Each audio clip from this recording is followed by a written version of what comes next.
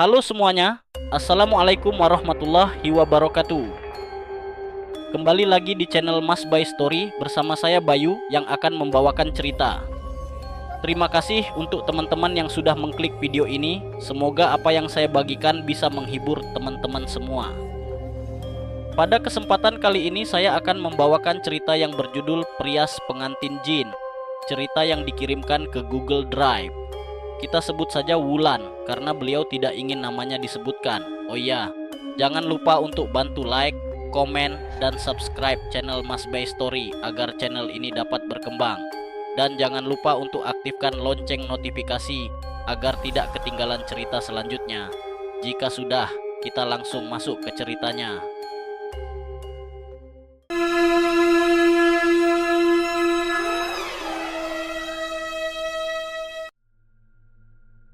Wulan adalah seorang pria senior yang gak tanggung-tanggung. Dia dedikasikan separuh atau lebih dari separuh usianya untuk menjadi seorang prias pengantin. Wulan tertarik dengan dunia prias pengantin sejak umur 15 tahun.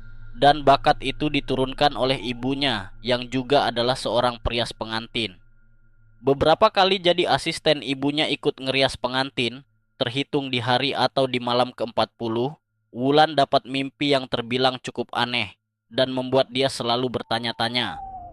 Di mimpi itu, Wulan ketemu sama sosok yang menyerupakan seorang putri berambut sepunggung dengan mahkota di kepalanya, dan yang lebih aneh adalah sosok putri itu berbadan setengah ular. Sosok itu tidak mengenali dirinya siapa, namanya siapa, tapi Wulan memanggil sosok itu dengan sebutan Nyai Ratu. Nyai Ratu di mimpi itu bilang kalau katanya Wulan akan menjadi seorang pewaris ibunya yang akan menjadi seorang prias handal, dan Wulan gak akan pernah keterima kerja selain dari pekerjaan merias pengantin. Beberapa tahun berlalu, Wulan sudah mulai melupakan mimpi yang dia alami ketemu sosok putri itu. Dan setelah lulus SMA, Wulan mencoba peruntungannya melamar ke pabrik-pabrik di sekitar tempatnya tinggal. Dan gak tanggung-tanggung juga, sebanyak 9 pabrik itu menolak surat lamaran Wulan. Wulan sempat frustasi dengan keadaannya, tapi sebelum keadaannya makin parah, dia teringat dengan mimpi bertemu sosok putri tersebut. Setelah sadar, Wulan mencoba peruntungannya menjadi seorang prias dan menggeluti lebih serius lagi untuk menjadi seorang prias pengantin, dan hasilnya Wulan banjir orderan. Bahkan sejak Wulan lebih serius di bidang rias, selain membuat ibunya bangga, ternyata riasan Wulan ini lebih diterima dan dipandang oleh kalangan elit.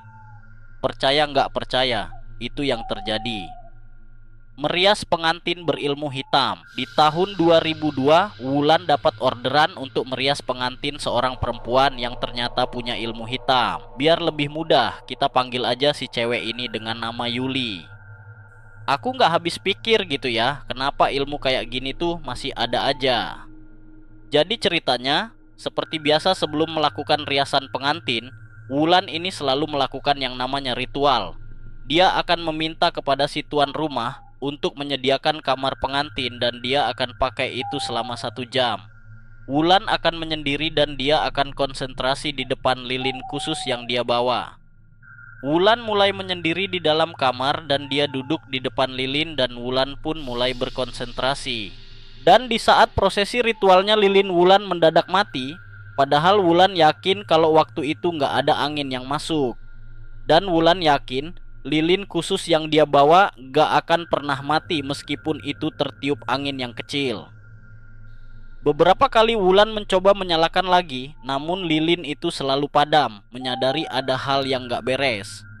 Wulan pun tetap melanjutkan ritual tanpa cahaya lilin, tapi dengan konsekuensi, ritualnya tidak maksimal. Beberapa saat kemudian, ritual pun selesai. Masuklah Yuli dengan wajah pucat. Pikir Wulan waktu itu, mungkin aja Yuli ini gugup, wajar kalau dia pucat. Tapi semua terbantahkan ketika proses rias itu selesai dilakukan oleh Wulan. Di depannya, Yuli mulai bergelagat aneh, dan itu dilihat langsung oleh kedua mata Wulan. Yuli pun berdiri.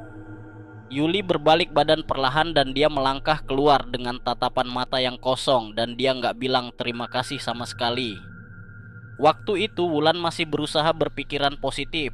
Ya mungkin aja seperti tadi aku bilang, Wulan menyangka kalau Yuli itu gugup, jadi wajar dia berperilaku seperti itu. Tapi nggak lama setelah Yuli yang tadi keluar, datang lagi Yuli yang baru dalam keadaan ngos-ngosan dan wajahnya itu belum dirias apapun. Dan katanya ketika ditanya dia dari mana, Yuli menjawab kalau dari tadi ternyata Yuli terkunci di kamar mandi. Wulan memang kaget, tapi dia berusaha profesional dan gak cerita apa yang udah dia alami beberapa menit sebelumnya. Dan seketika itu juga Wulan nyadar kalau Wulan ini udah ngerias sosok yang nyerupain Yuli. Akhirnya dengan perasaan yang agak berat, Wulan harus merias ulang Yuli. Tapi sialnya, saat riasan yang hampir selesai dan Wulan tinggal masang mahkota di kepala Yuli, Yuli selalu meringis kesakitan dan efeknya itu nggak main-main. Wajahnya Yuli itu selalu merah ketika dipasangin mahkota itu. Dicoba lagi dipasang dan Yuli masih bereaksi sama sampai akhirnya terpaksa Wulan tidak memasang mahkota di kepala Yuli. Ada kekhawatiran di benak Wulan karena melihat kondisi wajah Yuli yang udah kayak melepuh gitu. Tapi dengan yakin, Yuli sendiri yang nyuruh Wulan untuk mempertebal makeupnya. Wulan hanya mengiyakan dan sampai saat ingin dipasang lagi mahkota atau sigernya, Yuli langsung nolak. Dan di situ, Wulan lihat dengan mata kepalanya sendiri. Yuli ngerogoh sesuatu di bajunya, itu semacam ada jarum yang berwarna emas, dan dia menempelkan jarum itu di keningnya. Dan seketika itu juga, ketika dia tempelin dan dia baca mantra, jarum itu hilang. Jarum itu masuk ke dalam kulit. Dan saat itu juga wajah Yuli berubah drastis dan sama persis sama sosok yang Wulan dirias sebelumnya.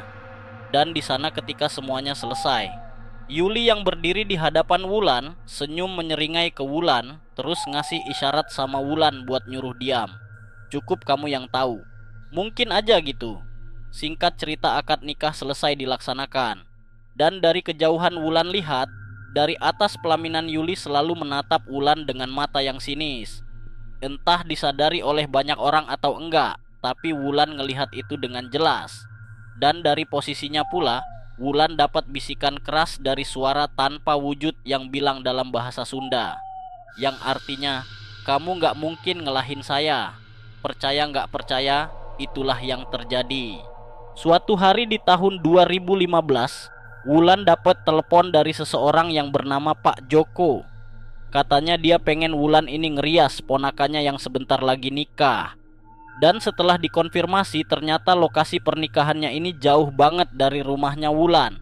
Kalau Wulan perhitungkan jarak dari rumahnya ke rumah Pak Joko ini atau lokasi pernikahan, harus menempuh waktu sekitar 8 jam, dan itu pakai mobil.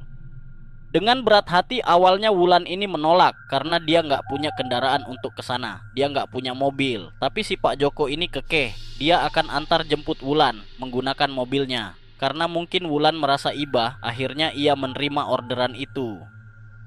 Singkat cerita, sehari sebelum pernikahan, Wulan dijemput oleh Pak Joko sekitar jam 4 sore. Waktu itu hari Senin, tanggal 16 Maret 2015.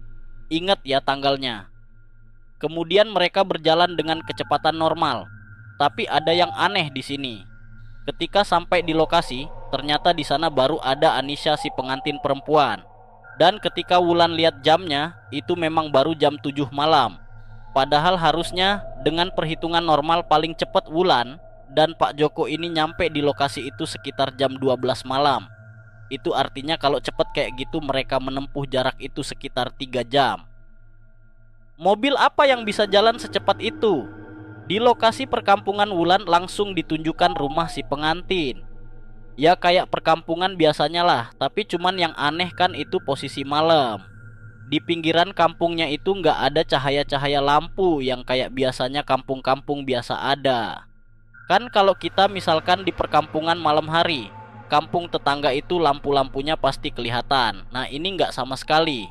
Gelap, kayak ditutupin sama dinding warna hitam. Sebenarnya Wulan ini udah ada feeling ada yang nggak enak. Tapi berhubung etika orang-orang di sana itu ramah banget dan kelihatannya itu dari segi penampilan kelihatannya itu biasa banget kayak orang-orang biasa. Wulan tetap berpikir positif dan tetap melanjutkan pekerjaannya. Wulan ini sangat profesional banget sama pekerjaannya. Di sana Wulan ini ngerias seperti biasanya. Dan acaranya pun lancar tanpa ada kendala. Dan Wulan pun diberikan hadiah. Satu koper warna coklat yang dikasih sama Pak Joko. Yang setelah dibuka, kalian tahu isinya apa? Itu isinya uang gepokan semua 100 ribuan yang memenuhi seisi koper. Pak Joko sangat berterima kasih sama Wulan karena udah nerima orderannya. Setelah acara semuanya selesai, Wulan diantar pulang lagi oleh Pak Joko sekitar jam 5 sore. Dan karena mungkin kecapean banget, Wulan pun tertidur di dalam mobil. Di dalam tidurnya Wulan ini bertemu lagi dengan sosok Nyai Ratu yang pernah datang ke mimpinya waktu Wulan berumur 15 tahun. Dan di sana sosok Nyai Ratu ini tetap sama. Sosok putri cantik dengan rambut sepunggung, mahkota di kepalanya, dan berbadan setengah ular. Nyai Ratu menghampiri Wulan, dan di sana Nyai Ratu bilang, "Makasih ya Lan, sudah datang ke nikahnya prajuritku. Ambil imbalanku di dalam koper itu, sebagai ganti budi baikmu sudah datang ke kerajaanku." Mendengar perkataannya Nyai Ratu, Wulan ini agak kaget sampai-sampai dia terbangun dari tidurnya. Dan ini nih yang menurut aku epic banget. Pas dia bangun ternyata Wulan sudah ada di atas delmannya Pak Sunyoto. Pak Sunyoto ini adalah tetangganya yang memang kerjaannya sehari-hari narik delman. Wulan yang kondisinya masih kebingungan nanya ke Pak Sunyoto, "Loh Pak, mana Pak Joko?" Pak Sunyoto malah balik nanya, "Pak Joko siapa?" Wulan pun menjawab, "Loh itu yang nganterin saya dari nikahan pakai mobil." Dan Pak Nyoto pun menjawab, "Nikahan apa? Orang tadi kamu saya temuin ada di pinggiran sawah kok. Terus tadi kamu sendiri yang bilang kan kalau kamu dari laut." Aduh, ini apaan? Kisah apaan coba? Wulan semakin bingung. Jadi dia nanya lebih lanjutlah ke Pak Nyoto, gimana caranya Pak Nyoto nemuin Wulan. Jadi kejadiannya itu, waktu Pak Nyoto habis pulang dari narik delman, Pak Nyoto ini ternyata lihat Wulan jalan pelan banget di pinggir sawah. Dan Pak Nyoto sempat nanya, "Dari mana kamu?"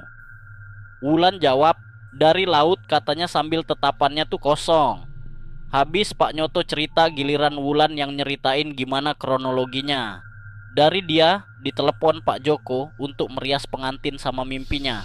Itu semua panjang lebar ke Pak Nyoto, dan Pak Nyoto cuman bisa megang-megangin pudaknya kayak yang merinding-merinding gitu. Dan setelah menerima ceritanya secara detail, Pak Nyoto ngingetin, "Nah tadi kan aku suruh catat tanggalnya tuh, ternyata malam itu masih jam 9 di tanggal 16 Maret 2015. Gak masuk akal banget sih ini."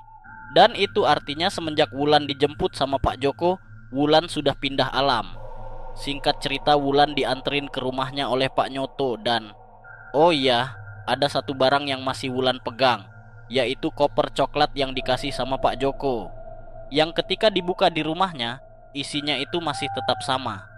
Uang gepokan 100 ribu yang memenuhi isi koper. Uang itu pun Wulan simpan di tabungannya dan berencana akan dia jadiin tabungan di kehidupan masa depannya. Dan tentang kejadiannya, Wulan cerita ke ibunya. Dan ternyata dengan santainya ibunya ini menanggapi kalau ternyata dulu ibunya pun pernah mengalami hal yang sama seperti yang dialami oleh Wulan. Dan ibunya pun menegaskan kalau Wulan semenjak kejadian itu sudah resmi menjadi seorang pewaris ibunya, menjadi perias pengantin.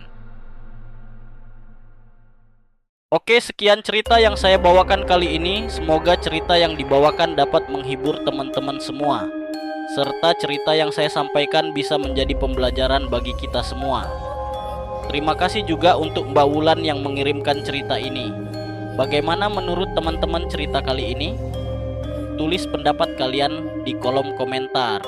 Dan bagi teman-teman yang ingin membagikan kisahnya, bisa langsung saja klik link Google Drive di kolom deskripsi. Akhir kata saya, Bayu izin undur diri. Wassalamualaikum warahmatullahi wabarakatuh.